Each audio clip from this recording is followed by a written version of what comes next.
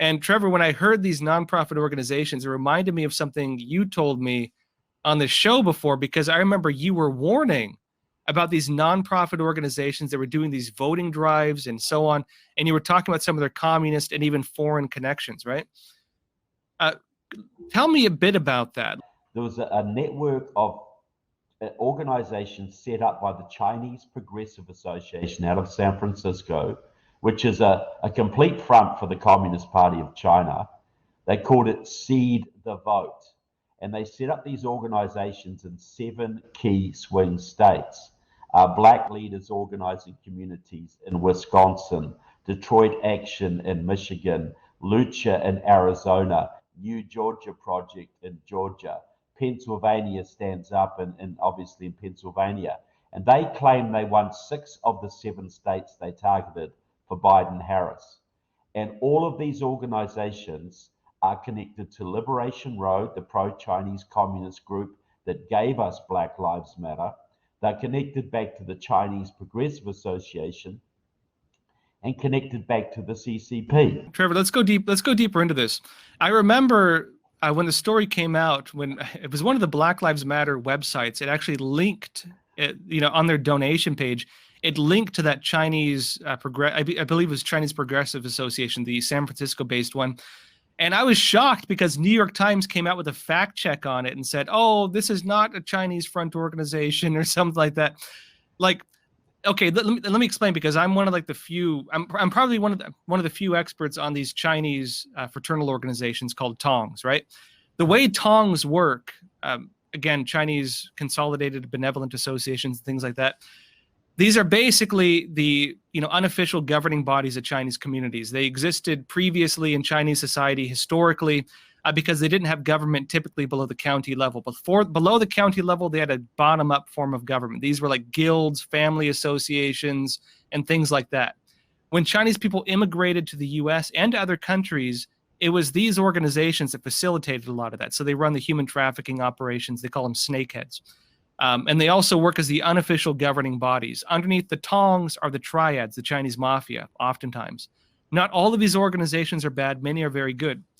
When the Chinese Communist Party wanted to begin infiltrating other countries, though, to gain influence over politics, especially openly, they talk about this, political warfare.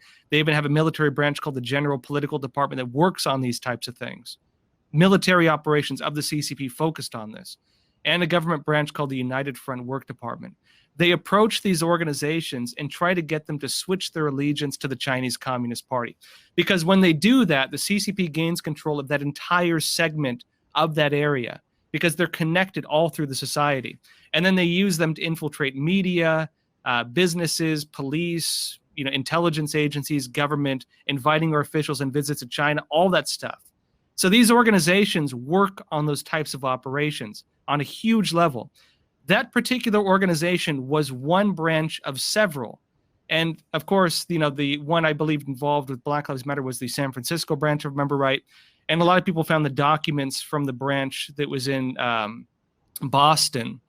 And New York Times tried saying, well, that's the Boston, branch, and it's different from the San Francisco one. And they tried writing off the whole thing based on that, which for anybody who knows these organizations was absolute nonsense. But Trevor, what do you know about this organization? Tell us about it. Well, it was founded originally by members of Iwar Kuen, which was morphed into a group called the League of Revolutionary Struggle.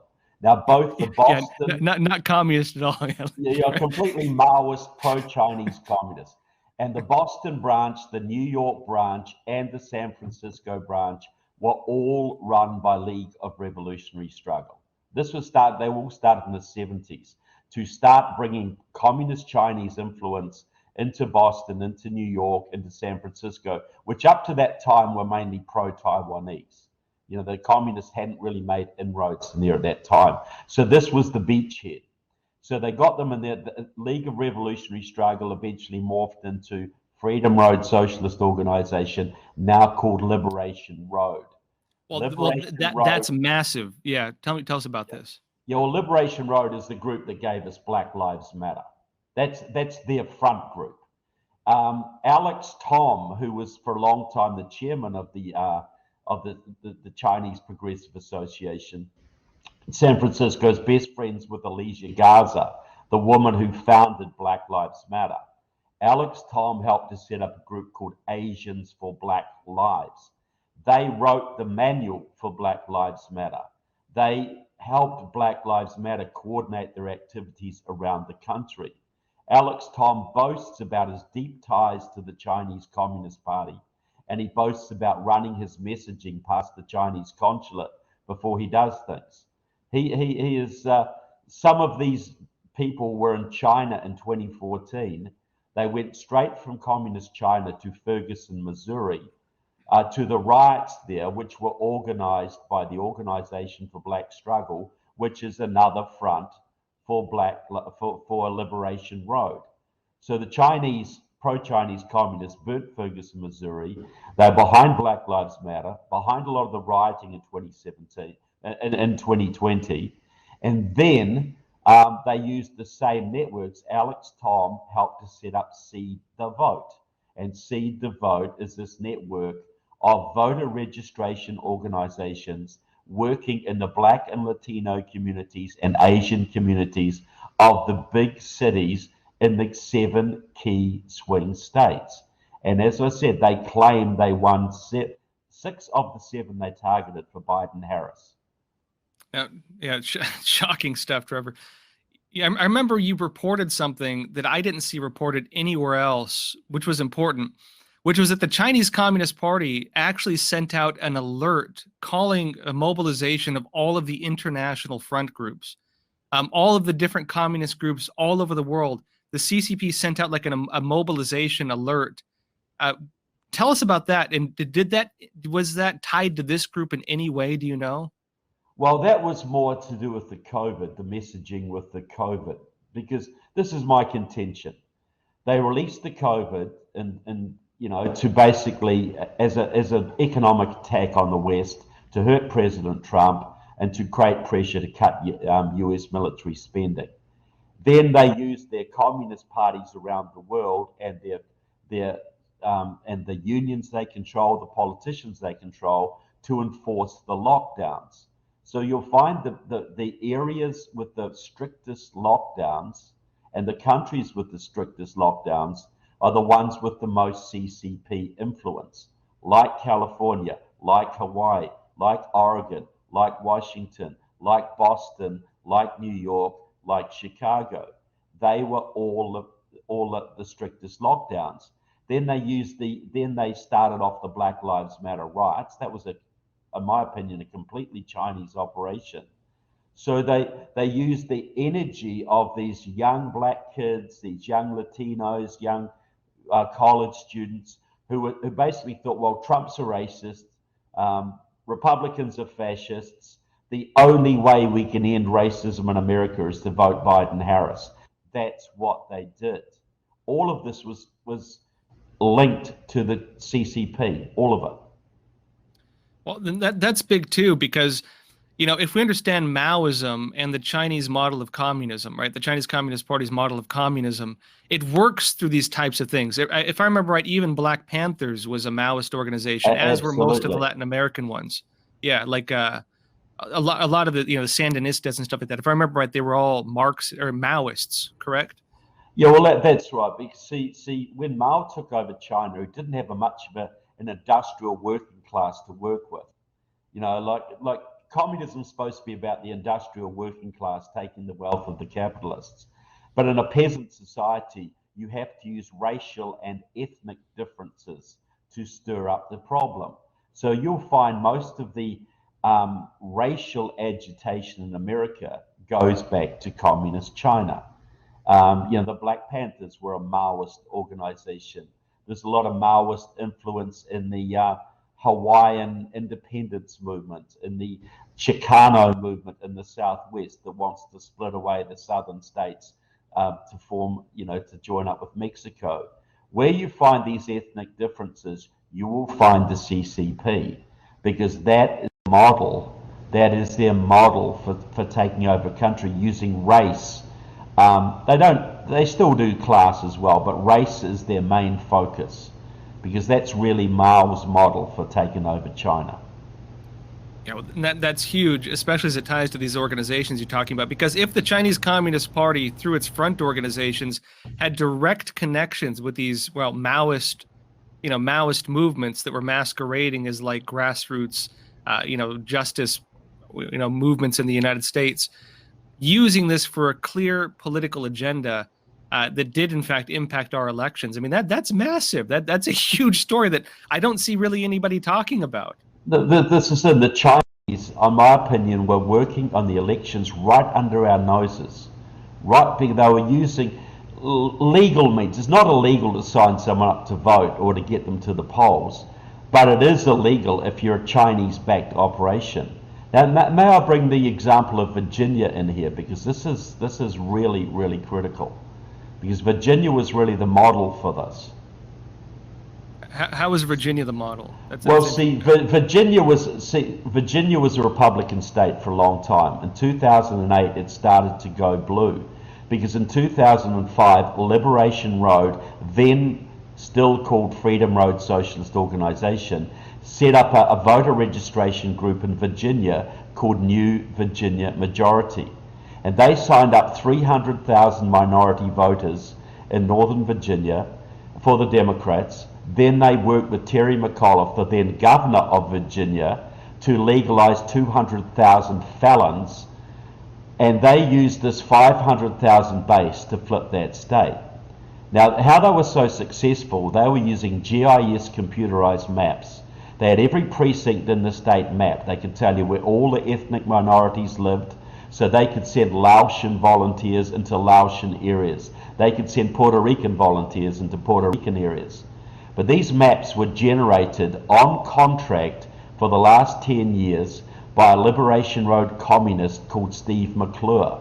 He's a graduate of the George Mason University Geography Department. But he's been making these maps, and still is, for the last 10 years, out of the Geography Department of Wuhan University, China. Wait. So the guy who made the maps that these Freedom Road Socialists, was it Seed the Vote as well, or just Freedom Road Socialists? Yes, Virginia Majority is connected to Seed the Vote. I see. Yeah, they also had groups in Kentucky and North Carolina, but the 7 key states were the ones they focused on. Just explain this to me again. You're saying the guy who created these maps that were used to flip the vote, at the very least in Virginia, that let these far left socialist, well, Maoist organizations flip the elections, that he is part of the geography department at a university in Wuhan, and Wuhan we know is the origin of COVID-19 in China. Well, the guy's in China. Apparently, yeah. He's still working there. Look him up, Steve McClure, Wuhan University, China. He made those maps on contract. I have documentary evidence that he did so for the last several years. I've got him on video talking about how his job is to flip the southern states. Because, see, Liberation Road calls the South the new Confederacy, because it's a stronghold of the Republican Party and conservative Christianity. Their goal is to flip Virginia, North Carolina, Georgia, New Georgia Project, Stacey Abrams' organization is part of this network, Florida, Tennessee, flip 3 or 4 southern states blue. That will destroy the Republican Party as a national force and ensure a Democratic Party majority forever. Wow. Forever. Okay. Go ahead. And at the same time, Liberation Road, the pro-Chinese communists, are working with Morena, the Mexican party now in power in Mexico, to keep the southern borders open, because AMLO, the president of Mexico, Obrador, is a former member of the Mexican Communist Party, and he's works with the Sao Paulo Forum. That's the organization set up by Fidel Castro to turn Latin America communist. They are working to keep the southern borders open because they regard the flooding of America with illegal immigrants is the way to secure a permanent governing majority in this country by the Democrats. And the Chinese basically control the Democratic Party. So you can see this is the southern borders, this is Black Lives Matter rioting, this is COVID. All of them are attacks on America, and all of them come from the CCP to some degree or another. Jeez. And so it's all connected. We're It is watching all these things, and they look like they're just spurting up all over the place. We know they influence each other, but what you're saying is all of these things are connected. all of them. This is people's war. This is Maoist people's war on the United States. You know, when Trump put tariffs on Chinese goods, I think in May 2019, the Chinese Communist Party, through Xinhua news agency, said, our response is to declare people's war on the United States. Now, people's war means to bring down a country through irregular warfare, everything from fentanyl to interfering in elections to bribing politicians to pandemics to whatever, so that you can destroy the target country before your soldiers even have to put their boots on. So they're marching into a conquered country. Yeah. So a lot I want to unpack on all this, Trevor. I mean, There sure is. first of all, you said Stacey Abrams is part of this network. How does she fit into this, and what's her involvement? Well, Stacey Abrams is the protege of a man called Stephen Phillips. Stephen Phillips was active in the League of Revolutionary Struggle at Stanford University in the 80s. He married into the Sandler family of San Francisco, the Golden West savings and loan fortune. He used that money to set up ProPublica to fund the Center for American Progress. His philosophy, he's written a book called Brown is the New White. And what he says is, we must use minorities to create a permanent governing majority in America.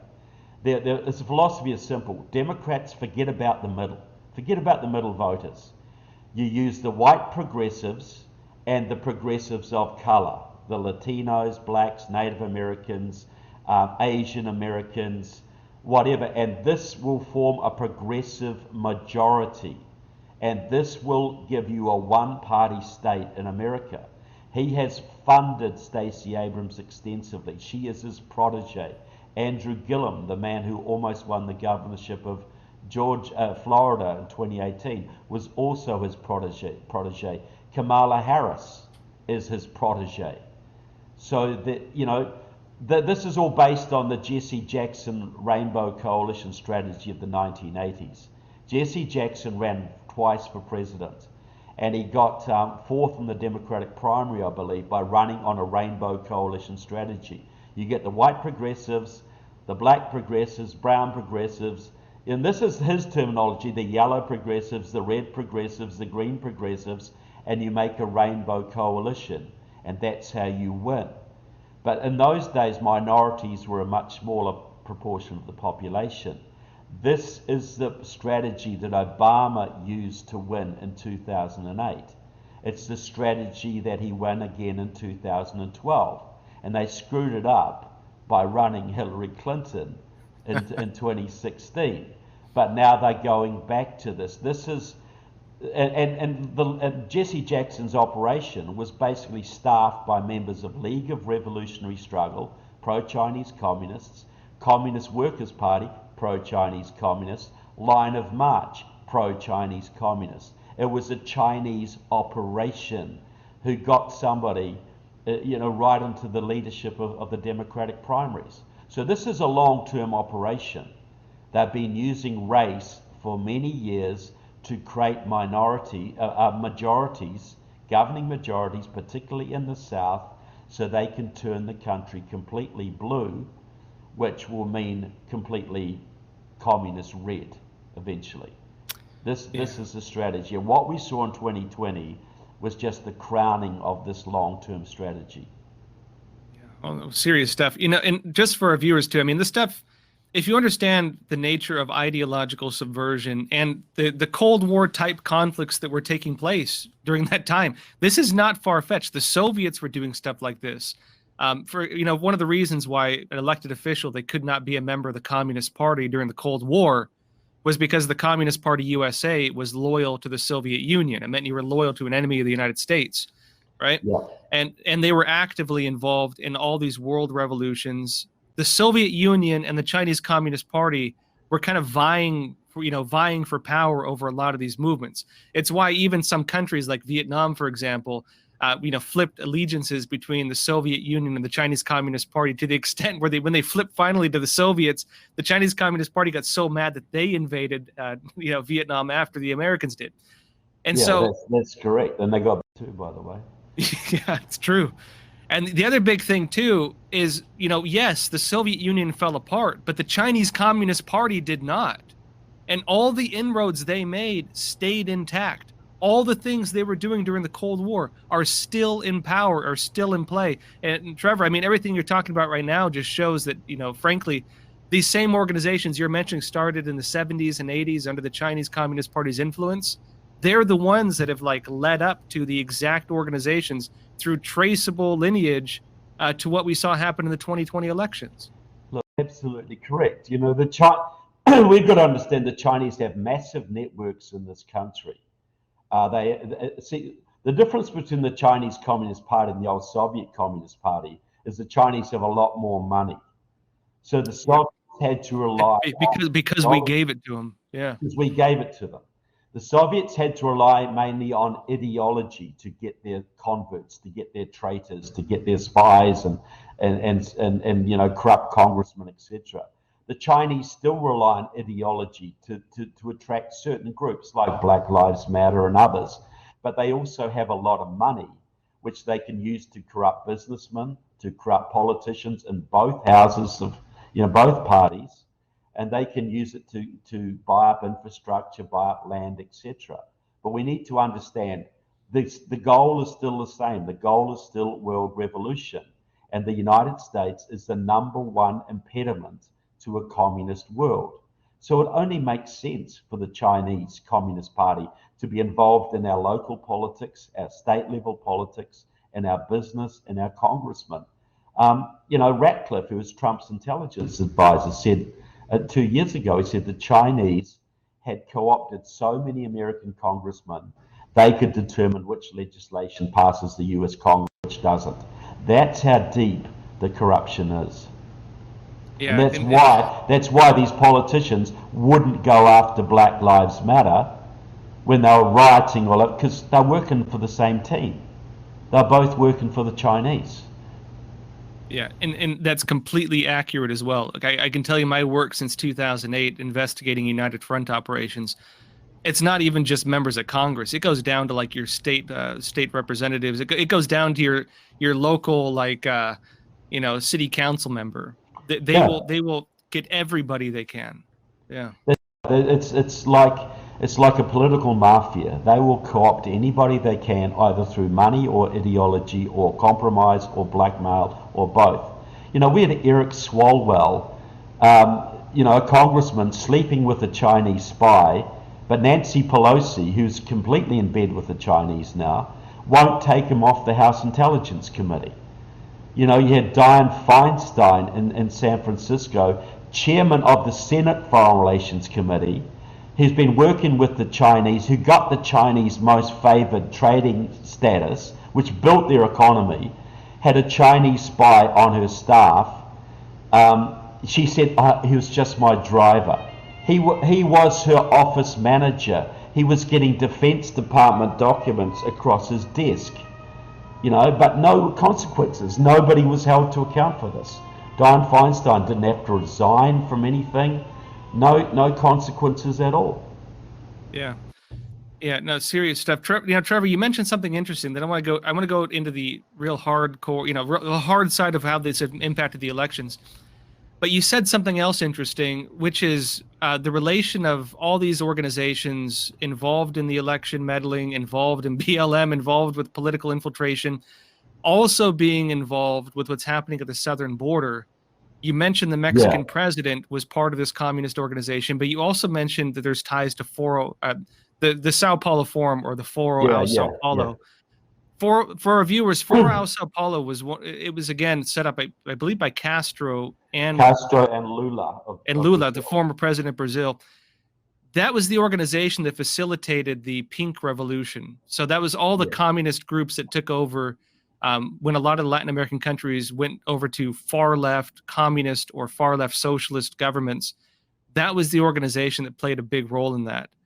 Yeah, there's explicit goal was to bring to give to make up the losses for communism in Eastern Europe and Latin America, to compensate for what they'd lost in Europe by bringing Latin America to communism. And right now you've just had Chile has got elected a communist government effectively. Peru has two. El Salvador has one. Honduras has one. But we don't realize that Mexico also does. And this is the strategy I'm told. This is what I'm told by somebody who's active in Marina. AMLO has just won his midterms last year. He's going to take the Mexican economy full on Venezuela. He's going to regulate, he's going to tax, he's going to push everything towards a socialist direction. Well, when Venezuela was rich, they had 30 million people. They lost about 20% of their population after a few years of socialism. People just left the country. Well, Mexico's got 130 million people. If they go full on Venezuela and Mexico, where are 20% of 130 million people going to go to? The Liberation Road regards the Mexican border, the illegal immigration, as the way to bring America into revolution. So you have Chinese-backed communists here working with AMLO, AMLO's political party, and AMLO is very much in with both the Cubans and the Chinese to basically flood the southern border with maybe 20 million, 10, 20, 30 million illegals. What do you think that's going to do to the country? Well, Trevor, tell us what, based on your research, what is the agenda with flooding the southern border? Is it just to get, votes? What is the agenda with this? Well, look, right now you've got a situation in Ukraine. You've got Russia marching in Ukraine. You've got Iran poised to go into the Middle East. You've got North Korea poised to attack South Korea. You've got China poised to attack into the Pacific. Is that 4 fronts or 5 fronts? So the American military is stretched now. So we could be facing, if we could be facing a 5-front war that will include the southern border, because they are bringing, you can guarantee they're bringing Hezbollah over the border and Hamas. They're bringing Spetsnaz. They're bringing Chinese operatives. The southern border is a military front right now. So yes, in the short term, it's going to be for votes, for chaos, for just general breakdown of law and order, stretching the budget, wrecking schools, whatever. It's chaos, but it's also a military front. If things turn hot on the world stage, you can guarantee that the Mexican border will be one of the fronts we have to fight on. And we can't handle one front right now, let alone 5. How are we going to stop? This is the whole goal is chaos, wrecking the American economy, bringing America into complete chaos and civil war if they can. So the Mexican border is just one part of doing this. And again, it's all connected to the Chinese. Yeah. Trevor, we mentioned all this stuff. You mentioned this huge body of information, all these organizations, how they're tied to the Chinese Communist Party, how they're tied to these communist organizations and operations throughout Latin America, working through Cuba, Russia, Iran, and China. How did they, in the end, impact our elections based on what you saw? They boast. I know they flipped Virginia. They boasted openly they flipped Virginia, so they could flip a U.S. state. This network is the reason that North Carolina has a Democratic governor, that Kentucky has a Democratic governor, that Georgia has 2 Democratic senators, that Arizona has 2 Democratic senators, and they very much were backing Beto O'Rourke when he came close to beating Ted Cruz in 2018. So I know they've had massive influence in state level. They boast they won 6 of the 7 states they targeted for Biden-Harris. That won him the election. These are Chinese-connected organizations. And this isn't even taking the fraud into account. This is just people on the ground signing people up to vote, but directed. Using maps provided from their source in Wuhan, China. Yeah. Yeah, well, I know that it happened in one state, but it probably happened in others as well, most likely. Look, some of these groups are ex-ACORN, like the Texas Organizing Project, which is part of this That network. was the group that got Obama elected. Yeah. Yeah, well, ACORN, which is known for its vote fraud. People were prosecuted for their vote fraud. Texas Organizing Project is just the new name for Texas ACORN, and that's part of this network. So ACORN is part of this network as well. The old groups, when ACORN dissolved, it just set up new groups under different names. And they are part of this network as well, and they have a proven record of vote fraud. It's massive, Trevor. Yeah. Thank you for breaking this all down for us. All right, some questions from the audience. First off, from Cameron Bacon. Good to see you, Cameron. It says, Trevor, is it accurate to say communism is the virus infecting America? It comes in many sinister forms, but the thread connecting all the catastrophe America is facing is the communist ideology. Look, absolutely. This is communism versus the Constitution. That's what we're facing here right now. And the communism is everything from the Chinese fentanyl to the Confucius Institutes, to buying up politicians, to Black Lives Matter, to the LGBTQ agenda. That's another communist thing, which people don't understand. It is the shutting down of, in America's energy. That was like the Dakota Access Pipeline riots, for instance. They were orchestrated by Judith LeBlanc of the Communist Party USA. The shutting down of natural resources, the indoctrination of kids in schools. The Chinese are involved in American education from kindergarten to PhD level. There's an organization in Chicago called the Erickson Institute, run by Valerie Jarrett's mother, which openly collaborates Weather Underground, right? Yeah. Yeah, all that, which openly collaborates with the Chinese Communist Party to spread their literature amongst American kindergarten kids. So everywhere you look, virtually everything that's going wrong with this country, you can trace it back to communism. And the answer is the Constitution. The answer is Americans putting God first, not last. The answer is Americans just waking up to reality and standing strong against this. But we don't see the connection, so we're not as alarmed as we should be. We see all these disparate things going on. We don't understand the border problem that's been run by the same people that give us LGBTQ indoctrination. We don't understand that critical race theory is done by the same pro-Chinese communists that gave us Black Lives Matter. We don't understand the connections, the unifying thread behind this. Everything from COVID to vote theft to fentanyl to indoctrination, all of it can be traced back to the communist movement in some way or another. From Judith Jakim, she asked, the communist manipulation doesn't work without individuals buy-in on the lowest levels in a society. How can their messaging be counteracted? How can the problem be approached from the receiver end? Well, that's what if you don't have a foundation, if you don't understand your own constitution, if you don't understand your own spiritual foundations, you can be buffeted, you can be drawn in, you can be seduced by welfare, by saying that you're an oppressed minority, that life isn't fair for you. You've got to have that basic spiritual foundation. You've got to have that basic understanding of the Constitution of America. If you don't have those things, and most college kids don't have this, most grade school kids certainly don't, most American adults don't have this. So we're easy meat. And then we get indoctrinated by the media, which is another thing I forgot to mention, was heavily influenced by the Chinese. Big tech is heavily influenced.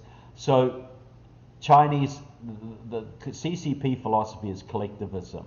So we've got to become much stronger individuals.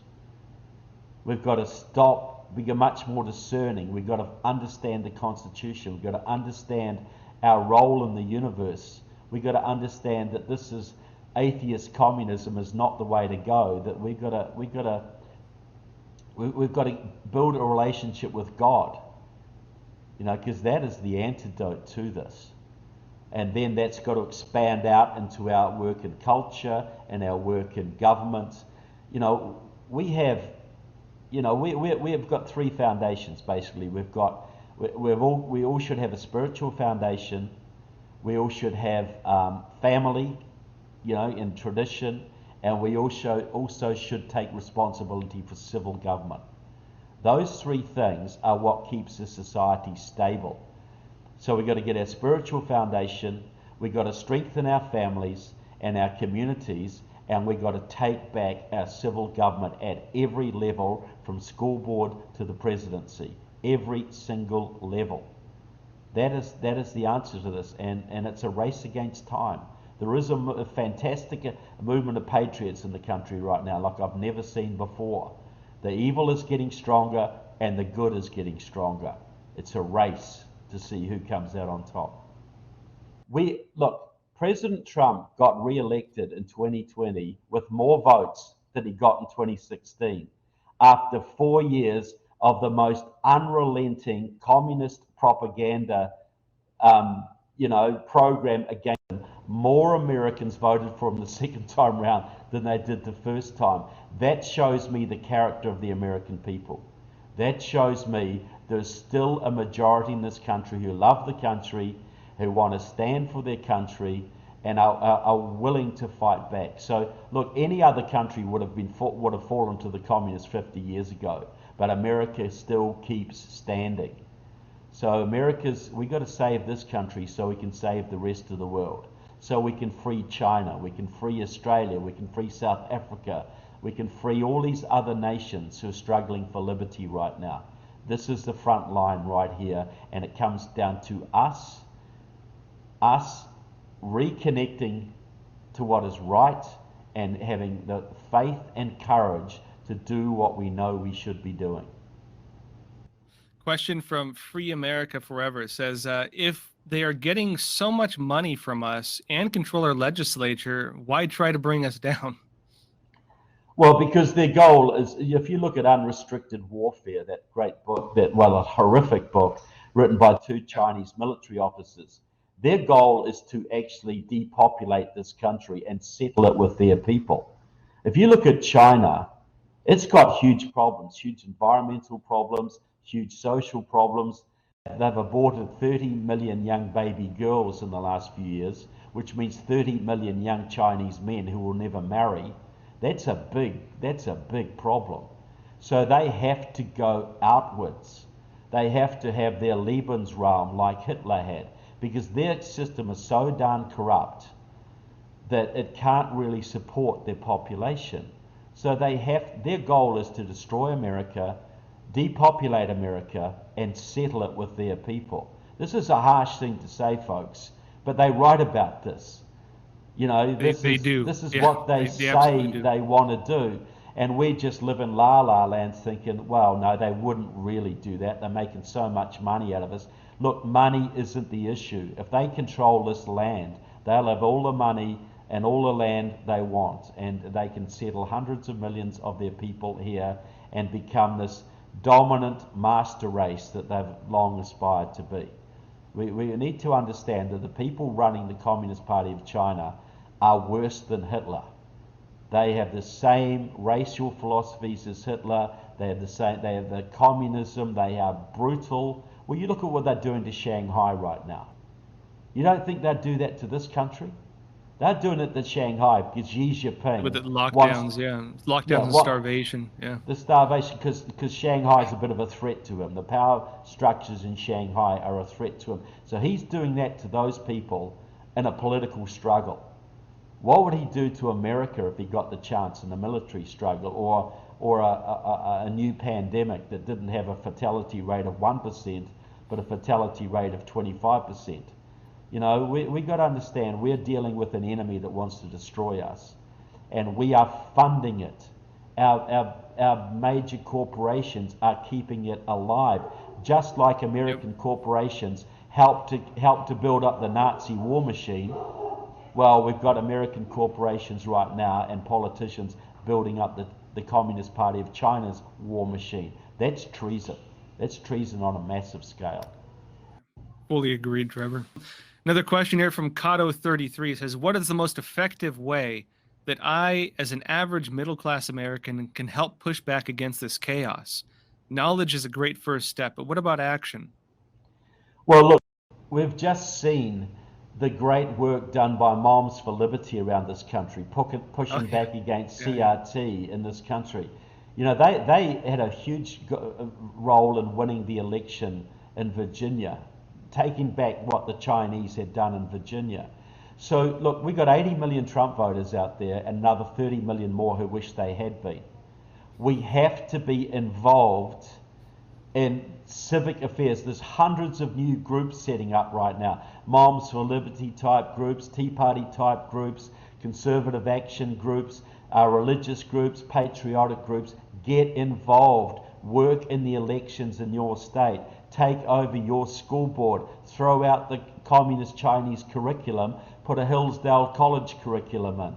You know, put a homeschool curriculum in. Take over your county commission. There's been massive victories in recent times in Wisconsin. Whole school boards have been taken off the left. The same has happened recently in Texas. We had a recall in San Francisco, of all places, where the school board there was recalled. So these are the kind of civic things that we need to be involved in to keep the country together till 2022, where Joe Biden can be made a lame duck president and set the stage for 2024, when we can elect another America First president, whether it's Trump or somebody else. This is our way forward. All of us, we are a majority. Stop buying from China. Get rid of all your investments in Chinese companies. Don't buy any Chinese products. Starve the beast. Buy American, buy local, buy patriotic, but get involved in your local community groups, your local GOP, your local community groups or whatever, and start taking back and fortifying your own local areas. I mean politically fortifying your own local areas. We have the majority. We've got to act like we are the majority. Here's a good thing to put on the agenda in every state. Ron DeSantis, my governor, very proud of him. We love him like a chocolate in Florida. You know, he just enacted I can't remember the name of it, but it's an office to deal only with election integrity. It's a new body that will investigate election fraud and prosecute it as a level 3 felony. That's 5 years in the slammer if you get caught doing it. So every state, this should be put on the agenda, especially every Republican-controlled state. Do what Ron DeSantis is doing in Florida. Get your state to enact an election integrity body that you can complain to. If you think there's fraud in a school board election or a county election or a statewide election, even a federal election, you can complain to this body. They will investigate it, and if they catch people, those people will go to jail for long periods of time. Doing that in 20 or 30 states would transform this nation. Absolutely transform the nation. This is from David A. Trevor. He says, how deep is China's influence on the U.S. military? Seems that it is being weakened with LGBTQ initiatives and removal of any service member refusing COVID vaccinations on religious grounds. Look, that's 100% right, and this is extremely frightening.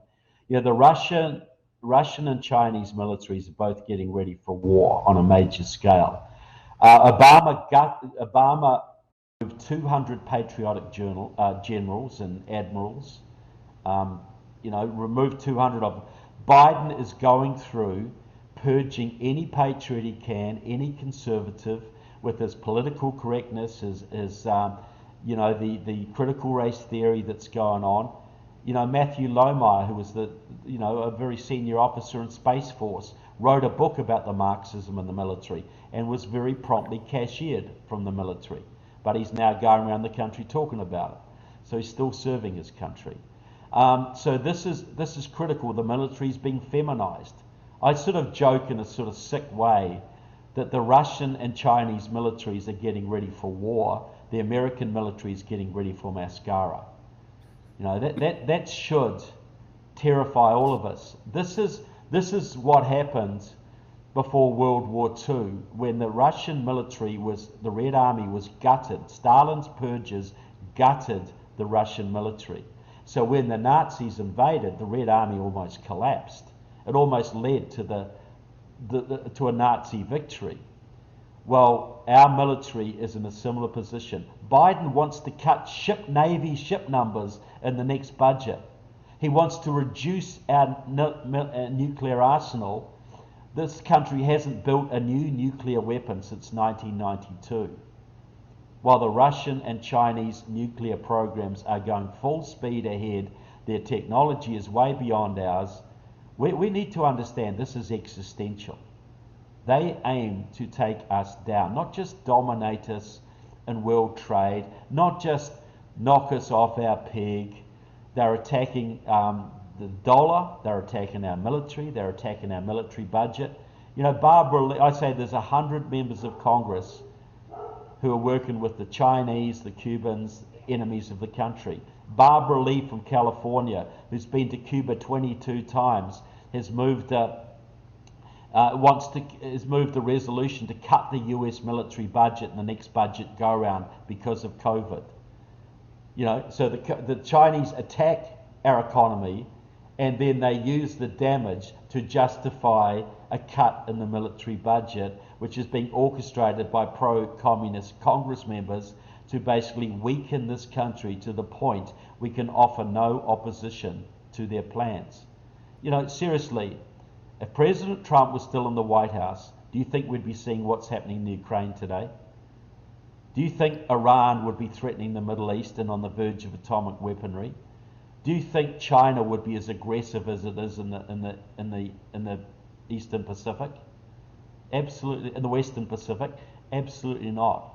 This is what we're facing now is a whole change in the world balance of power in favor of our enemies if we don't wake up real quick, get involved civically, make sure we win the elections big time in 2022, set it up for 2024, and rebuild our military as soon as we darn well can. I urge every patriot in this country, if you can, stay in the military. If you can, I understand the pressure on you, I understand what's happening, but we need you because this is being threatened right now.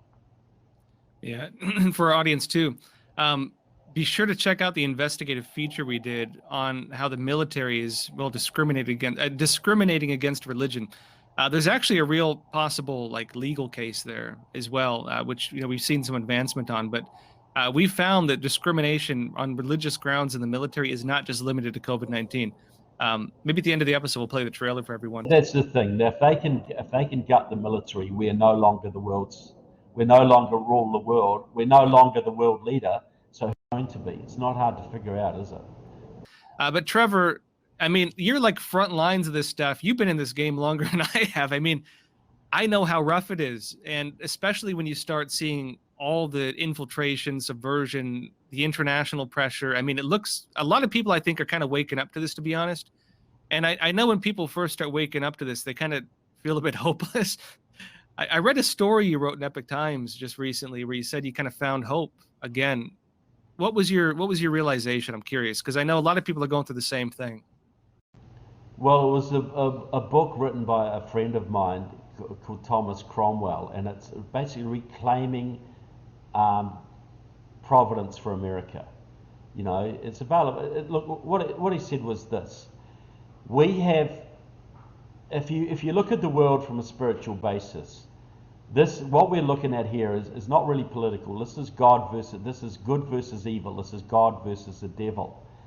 And the natural state of mankind is to live in harmony with God, to live in prosperity, and to live in freedom.